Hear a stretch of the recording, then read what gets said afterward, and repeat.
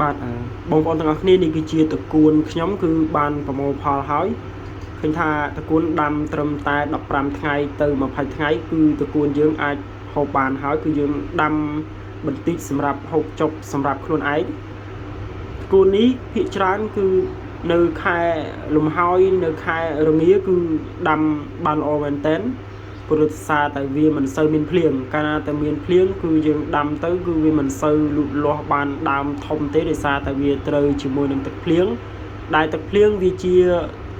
ទឹកដែលមានជាតិអាស៊ីតខ្ពស់នៅពេលដែលទឹកភ្លៀងគឺត្រូវនឹងតកួននៅពេលដែលប៉ះឫសវាគឺធ្វើឲ្យឫសមិនមានការលូតលាស់ធ្វើឲ្យតកួនយើងរៀងរួញហើយវាមានពណ៌ក្រហមប៉ុន្តែនៅពេលដែលយើងដាំនៅរដូវរំហើយឬក៏រដូវរងាគឺឃើញថាវាបានល្អ